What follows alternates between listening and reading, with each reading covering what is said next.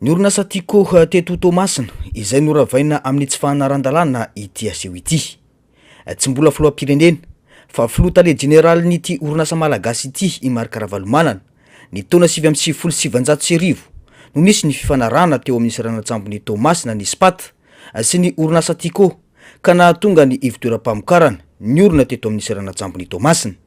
Tsy ara-dalàna ny fandravanana ataon'ny fanjakana amin'izao raha ny zava-misy no jerena satria nisy ny fifanarahana mazava.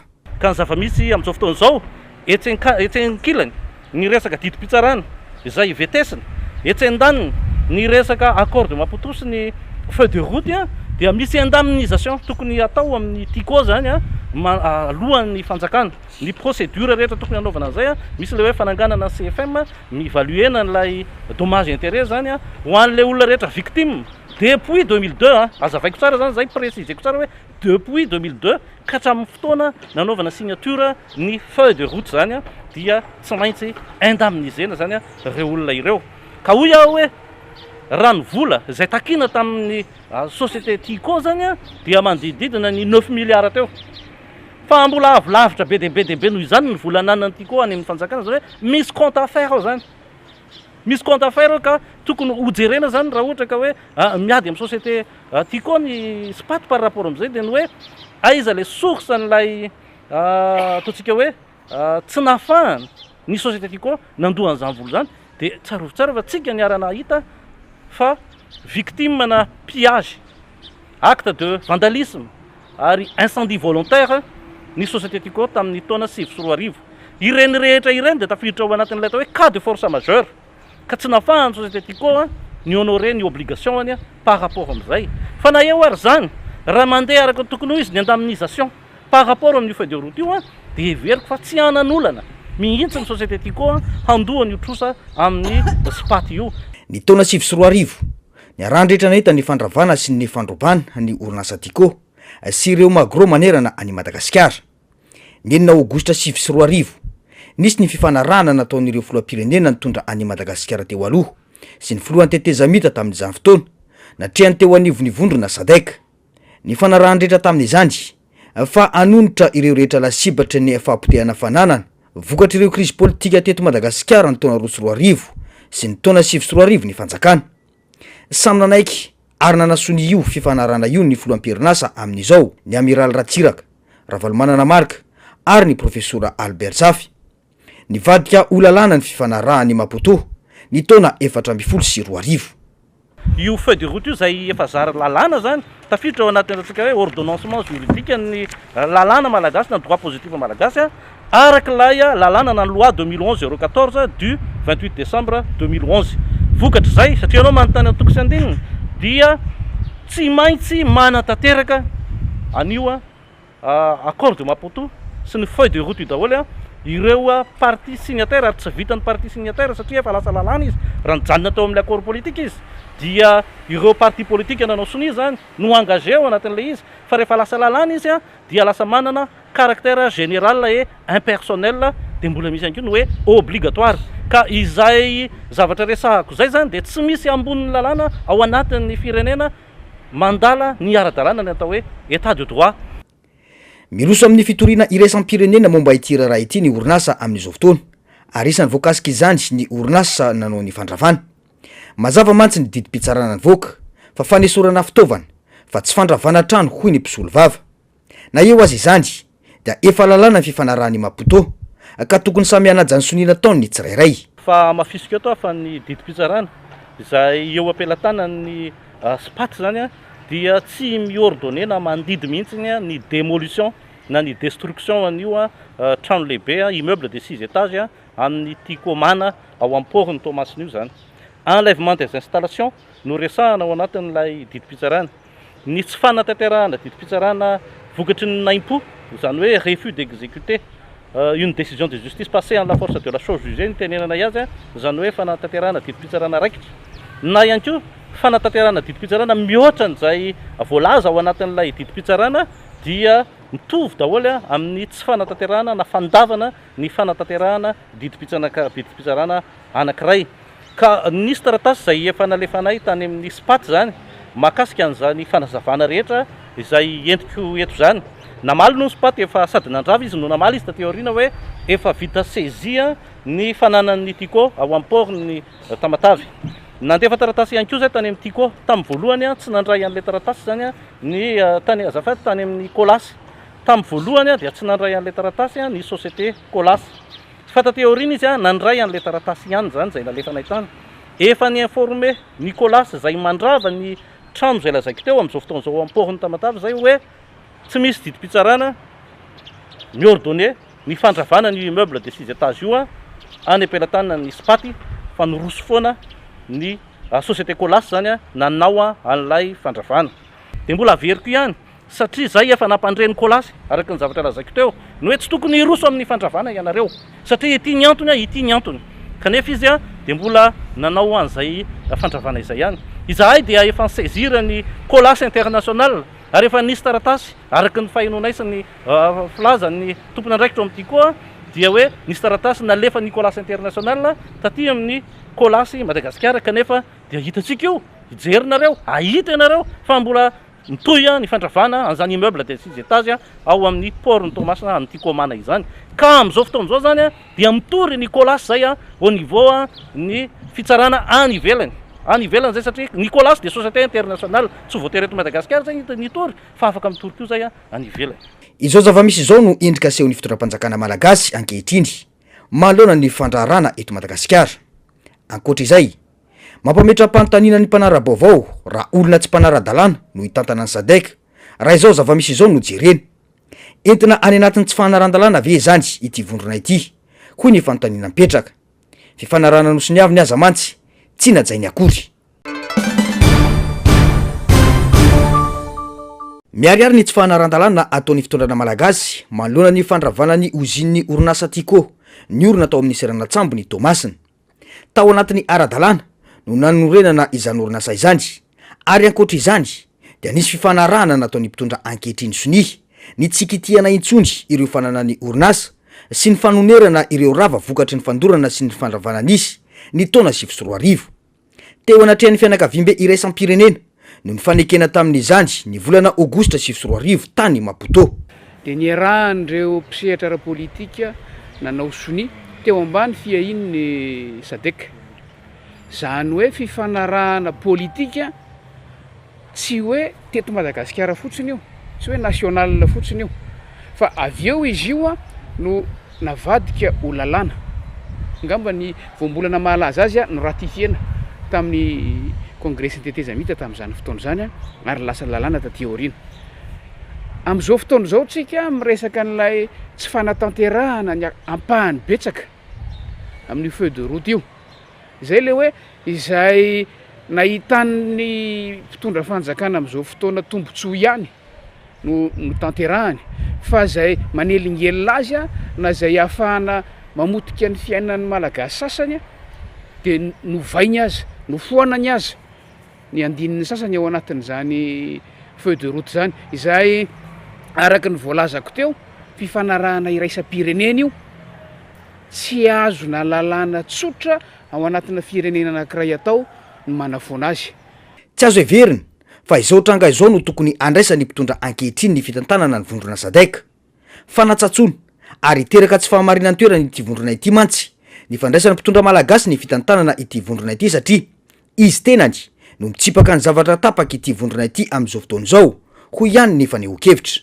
Eo zany rehefa miresaka an'izay tsy fanatanterahana amin'ny andininy rehetra zay voalaza ao anatin'ilay feu de route zay tsika de miverina makany amin'ny SADC izay niany fanaovana soni azy zay namory ireo mpanao soni rehetrarehetra miverina makany tsika milaza hoe ity zavatra ity ange ianareo no niany fa fikarakarana ty, ianareo no nandrafitra an'ity ary ao anatin'ilay feu de route de misy andininy milaza mihitsy hoe mbola manana anjara andraikitra amin'ny fanaraha-maso ny fampiarana ny feu de route io SADC. Zany hoe zay ny antony iverenana amin'ny SADC, nisy dingana maromaro efa natao ilazana hoe eto Madagasikara izay mpikambana tamin'ny SADC ary tafaverina teo anivon'ny SADC tao aoriana noho izany fifanarahana sy noho izany ezaka nampisy ny fitoniana rehetrarehetra reny tsy manaja izay voalaza ao anatin'ireny tondrozotrany sadek reny, tsy ho feu de route io ihany nefa fa na ny protocole rehetra ao amin'ny sadek azy dia maro ny tsy voaraka eto Madagasikara. Amafisiny fa fandikan-dalàna no ataon'ny mpitondra amin'izao fotoana kanefa mihevitra ny tondra vondrona iraisam-pirenena lehibe ny mpitondra malagasy. Misy atao hoe tondrozotrany teto e, natao soniary-mbola mitombona am'izao fa tafiditra anatin'ny antanatohatry ny lalàna misy eto Madagasikara. Tsy azo idivirana, tsy azo ialana fa lalàna velona misy eto. Tokony ho ajaina dia tokony ho arahana. Manaraka ve ilay mpitondra mpanantanteraka, anjarantsika tsirairay ny mamaly. Manaraka ve ho ihany ilay mpitondra. Izay le hoe orinasa malagasy ihany hoa, fa mpanao politika tsy inona ny anankiray ary atahorana. No tompony zany orinasa zany dia fironona ny atsangatsy amanorana, makiena. Misy décision raisina, zany hoe décision administrative na fanapahan-kevitra mpanjakana na fanapahan-kevitra ny fitsarana décision judiciaire raisina iny afeny penina ao ambadika na hoe lalàna fanadika lalàna hony lay orinasa satria mpanao politika lay olona. Tadidio tsara ho fa lalàna mafisiko zay lalàna tsy azo idivirana ary mandika lalàna ny fotoana ankehitriny raha tsy manatanteraka an'izay zay voafaritra ny tondrozotra zay mazava tsara mihitsy voafaritra ny tondrozotra. Ara-drariny tanteraka ny fitakinany amindrana firenena andray ny fionan'ny vondrona sadek hoy ny avy amin'ny firaisan-kina. Firenena manaja ny vondrona sy ny lalan-tsainy no tokony anatanterahana ny fivoriana fa tsy firenena manitsakitsaka ny fanekena no sy ny havana ho iatrany ny fanazavana. Tafakatra 20 ireo namoyany vokatry ny fanapozinana ratsakafo teny Ambohimalaza. Iray amin'ireo enina nalefanody ity niarambona ity izay nisafidiny siseho endrika mitantara ny zavatra nanjo azy. Voatsabo ara-potoana ny tenany tao amin'ny hopitaly. Tamin'ny laderiva tamin'ny fito izany tonga teto dia nanaraka traitement foana dia tamin'ny talata-rivo izany vokan'ny hopitaly dia mihinana fanafody fotsiny dia miverina manao contrôle rapide. Vo zao dia ny ambavafoko no narary dia masoko no nanjavana fa voanazy fanafody dia tsy nanena. Raika amin'ny 50 ireo marary ny raisin'ny hopitaly Ageran-Tanana tamin'ity raharaha ity ka ny 20 amin'ireo no mbola ao anatin'ilay antsoina hoe cas critique ranomaly, izany hoe mbola tsy mahatsiaro tena. Isan'ireo ny zavikely 20 taona eo anivon'ity fianakaviana iray ity. Tena tsisy fiovana fa mbola ohatra reny foana aloha hatramin'izao hoe tamin'ny lahady izay ny tonga teto dia mbola tsisy fiovana fa dia mbola reny ihany mbola tsy mahatsiaro tena, masony tsy misokatra, mbola izay aloha hatreto fa mbola tsisy fiovana izany. 20 taona. Dimy andro taorian'ny voiny mbola andrasana hatreto ny anaram-pozina voalaza fanankarary ireo tanora 50 mahery sy namoy izany ain'olona 20 namonjy fanasana fankalazana tsingeritaona teny Ambohimalaza ny asabotsy lasa teo.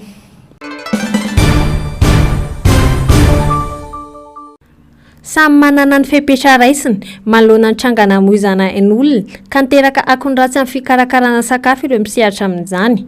Tokony tsy andrasana misy olana vao hanao zavatra araka ny tokony ho izy hoy ny mpanao sakafo ity fa ny fomba fiasa dia mila manaraka ny fenitra sy ny arifenitra avokoa hoy ny fanazavana. Naseho teto ireo fomba fiakanjo sy ny fepetra sy ny fanazana ny fahadiovana ary indrindra ny kalitao mba hitsonjovana ireo mpanjifa. Ny amin'ny fiterezana sakafo dia tsy afa-miala amin'ny vata fampangatsiahana kanefa tsy afaka mampiasa izany maharitra noho ny fatapahan-jiro sy ny fiovaovan'ny tanjaky ny herinaratra raha ny fanazavana hatrany. Ho anay aloha dia miezaka izay ny manaraka ny fenitra tokony ho izy. Tsy vao izao zany izay no manaja ny fahadiovana sy ny fikajiana ny kalitaon'ny sakafo izay arosonay.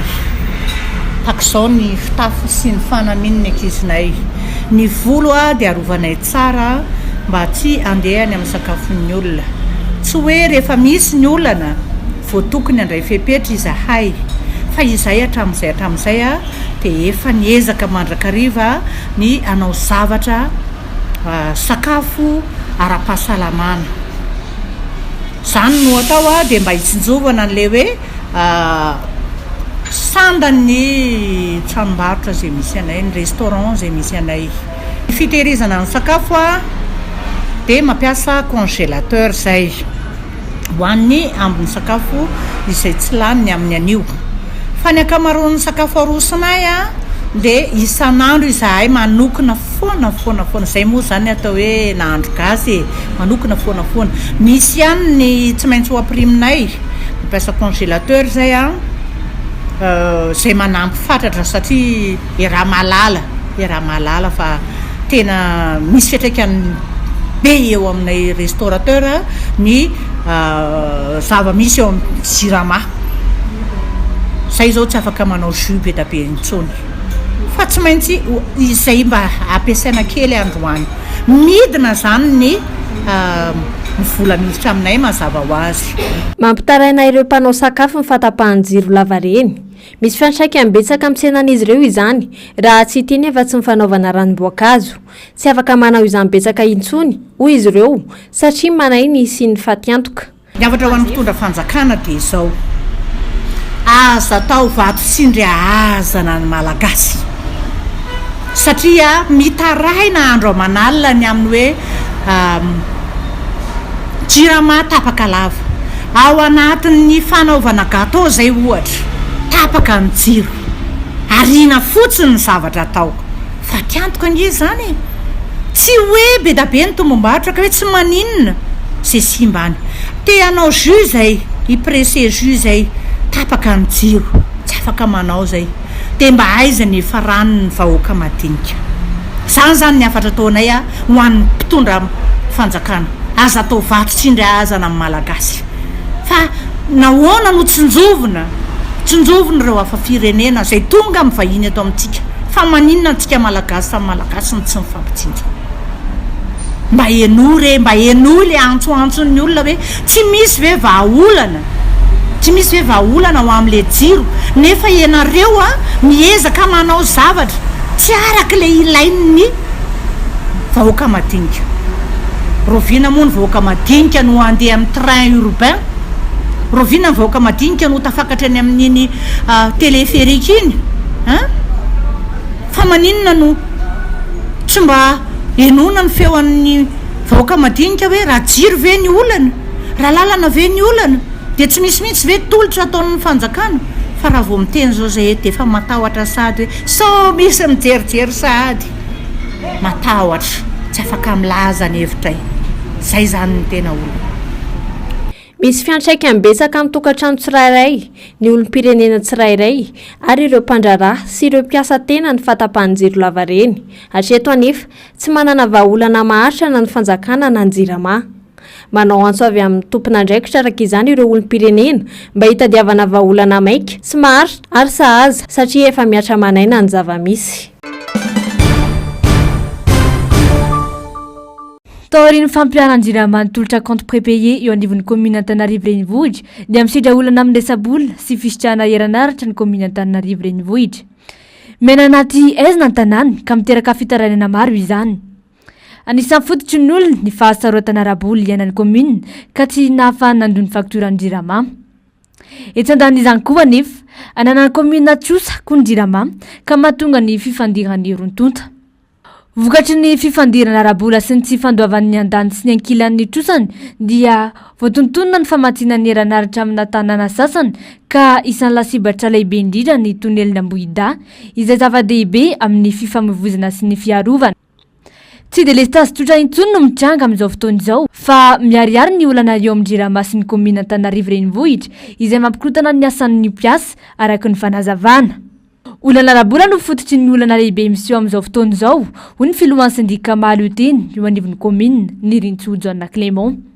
Na mitandrina ny terana fa tsy afa-mibelona amin'izao toe-javatra izao intsony ny mponina Antananarivo ary mila fandraisana andraikitra avy hatrany avy amin'ny fanjakana mba hamanaingana ity olana mahakasika ny herinaratra sy ny fitantanana ity.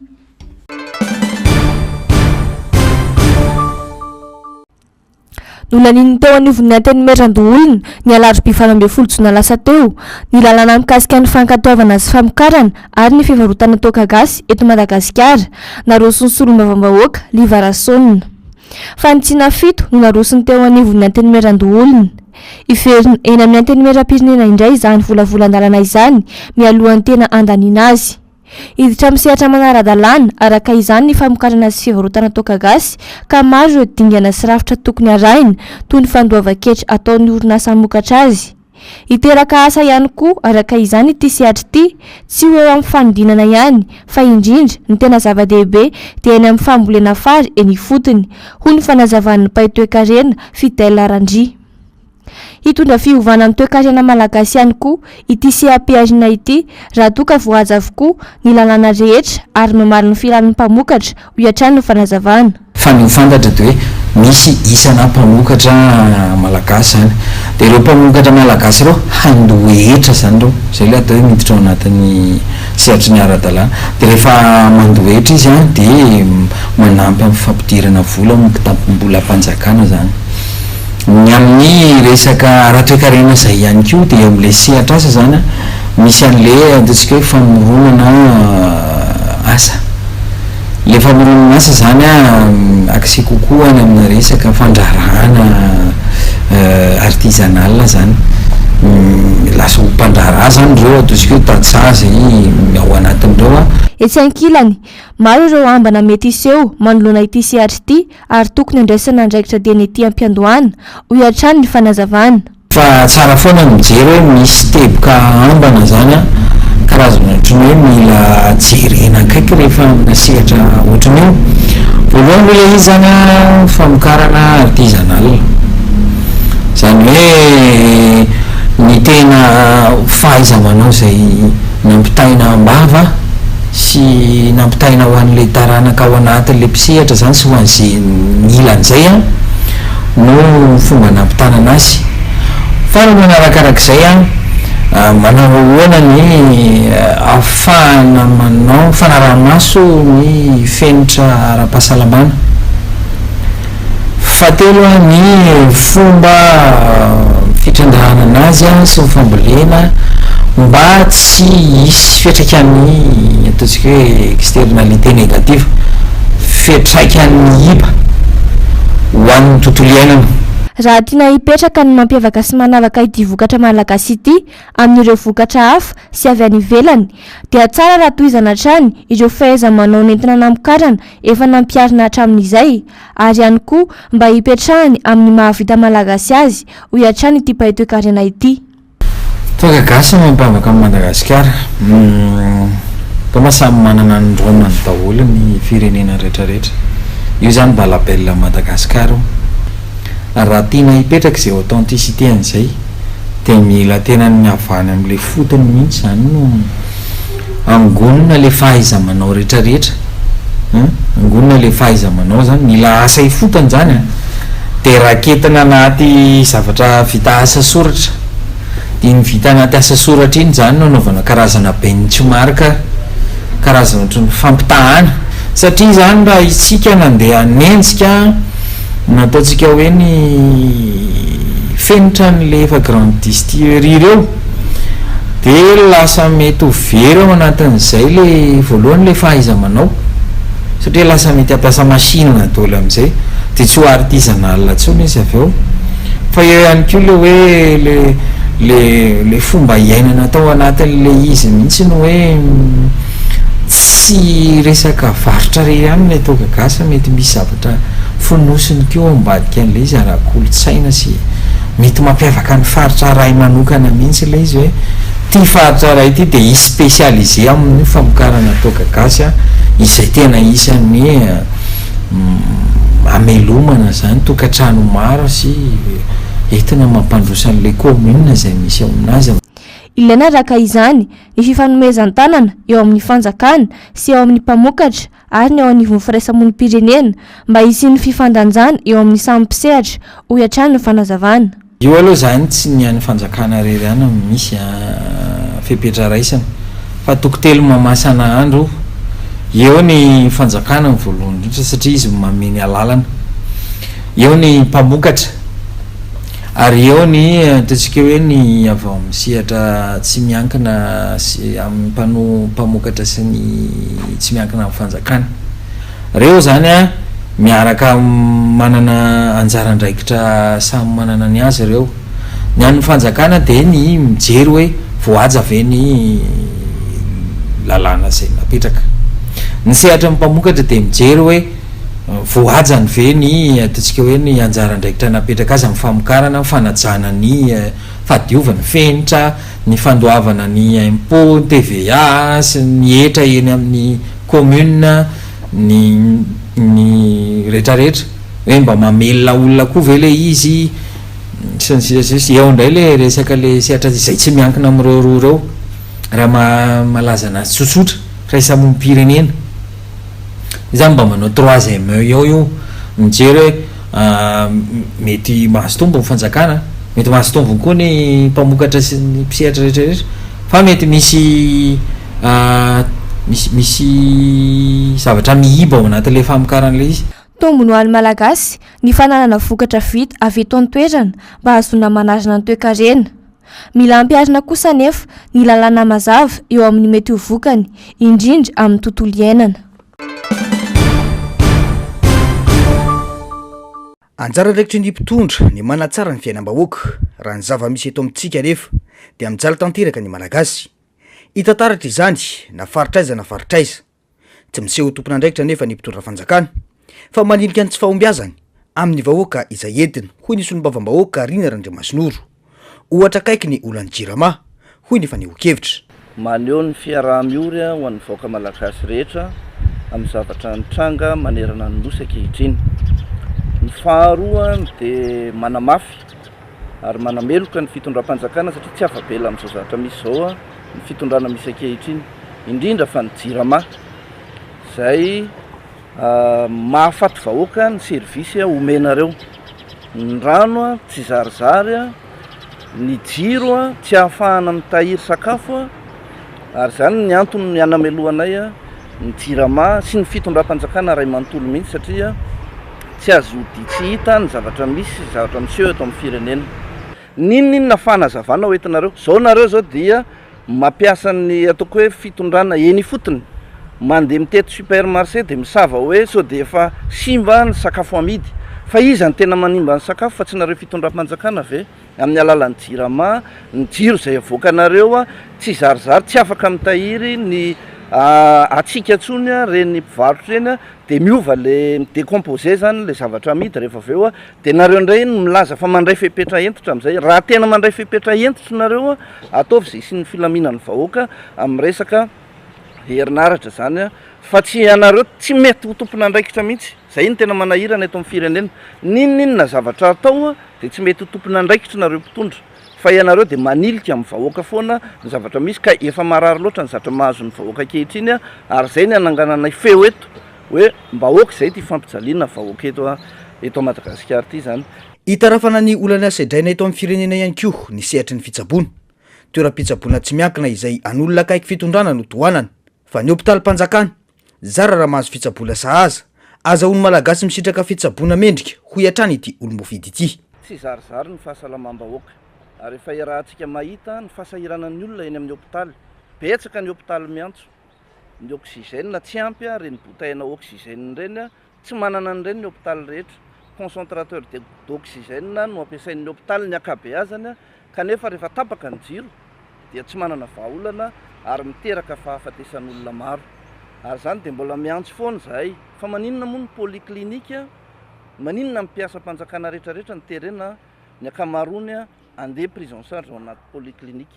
Jerevo ny akamaroan'ny olona zao izay niditra hôpitaly maty tsikelikely. Maninona ny tsy hatsaraina ny fahasalaman'ny vahoaka ankehitriny. Tsy misy vahoaka te hikorontana eto, fa ny fitondrana no manosika ny malagasy hikorontana, hoy ity solombavam-bahoaka ity. Tiako ihany ny mampatsiahy fa ny fitondran'ny Ngaiandro Rajoelina tsy niorina raha tsy nisy ny feuille de route, kanefa mandraka ankehitriny Ngaiandro Rajoelina dia tsy mipetraka manaja an'izay feuille de route zay, nefa mikasa ny hitondra ny sadraiky ankehitriny. Ka zay dia mbola manao antsoavy ihany mba hiverenany rehetra ao anatin'izay fanarahan-dalàna zay. Raha ohatra fitinina zany ny zavatra misy amin'ny firenena ankehitriny dia ty fitondrana ity tena fitondrana mamotika ny ataoko hoe ny toe-karena malagasy, mamotika ny orinasa malagasy ary tena mamono ny vahoaka malagasy mihitsy. ary eto zay de tena mbola manao antsoava atsaharo ny zavatra ataonareo ankehitriny ary mitodi ho an'ny vahoaka amin'ny anaran'ny vahoaka malagasy ray manontolo mihitsy ny tenenako eto tenenana eto amin'ny mahasolom-bavim-bahoaka fa tena mijaly ny vahoaka ary tsy rariny ny zavatra misy ankehitriny. Maninona reo rehefa tsy afaka manangana aloha, maninona raha tsy potehana ny zavatra misy, tena ny vahoaka ve nijerenareo sa tombotsoan'ny tenanareo manokana sa tombotsoan'iza loatra, fa manao antsoavy zay mba hatsaharo zao zavatra misy zao de mitodia mijery ny vahoaka malagasy amin'izay. Raha tena navita ny asa ny fitondram-panjakana tsy ohatr'izao mihitsy ny fiainam-bahoaka sy ny zavatra mitranga eto amin'ny firenena ho ihany ny fanamafisana, ny mpitondra ny fototrolana ho hiatrany ny fanazavana.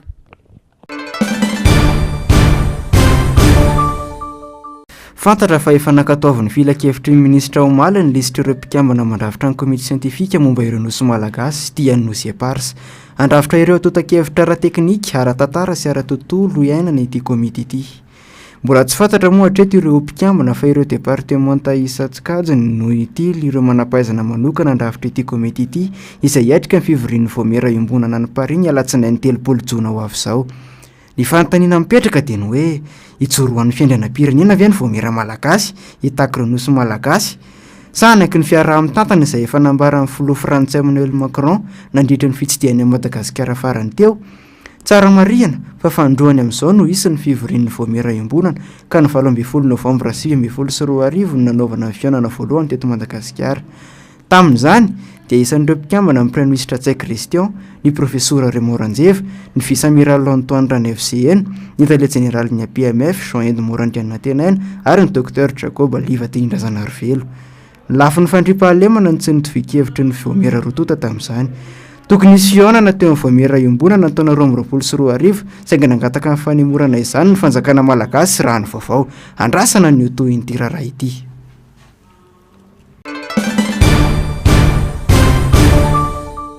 Andro fahavalo alafa fito amin'ny ady eo amin'ny Israela sy Iran mitony ady eo amin'ireo firenena roa. Raha ny fantatra dia nandefa misily tany amin'ny toby miaramila manakaiky ny hôpitaly Sorokatao Beersheva atsimon'ny Israely i Iran. Voa nefa ty hôpitaly. Vokany 770 ireo naratra ka ny 10 tamin'ireo naratra mafy. Ny alohan'io dia nandaraka réacteur nucléaire any Irak sy toby nucléaire tany Natanz avovoan'ny Iran ny tafika israeliana. Nisy koa ny fanafiana ny fahitalavim-panjakana iraniana ka olona 520 no fantatra fa namoniainy, 80 kosa no naratra raha ny vaovao. Ny 15 tamin'ireo namoniain'ireo dia olona nilatra fanampiana ratsakafo tany amin'ny tandavan'ny alan'ny Tsarim avovoan'ny Gaza. Hatreto dia mbola tsy nitenina namafy ny filoha Amerikanina fa hiditra antrehatra amin'ny adin'ny Israela sy Iran. Saingy ny masiovo israeliana any Frantsa kosa nilaza fa efa vonina ny Amerikanina, efa vonina ho amin'izany zavatra rehetra hoy ity diplomaty ity. Nampitandrina ny Washington nefa Moscou ny amin'izao fikasana vidirana antsehatra ara-miaramila amin'ity ady eo amin'ny Iran sy Israely ity. Tsy ho takatry ny saina ary ho mafy ny ho vokatra izany hoy ny lehiben'ny diplomasia rosiana. Nampitandrina ny États-Unis koa ny guide suprême tsiditra nampiaratafika ny Israeliana.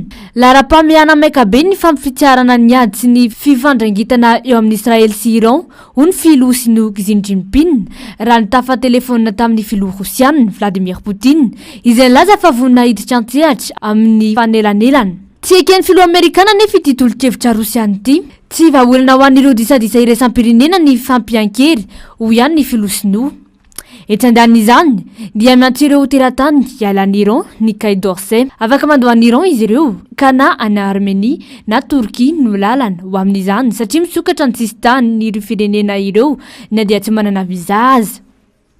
Ho an'ireo Frantsay te hialana Israely kosa dia ny Jordanie sy Egypta ny lalana.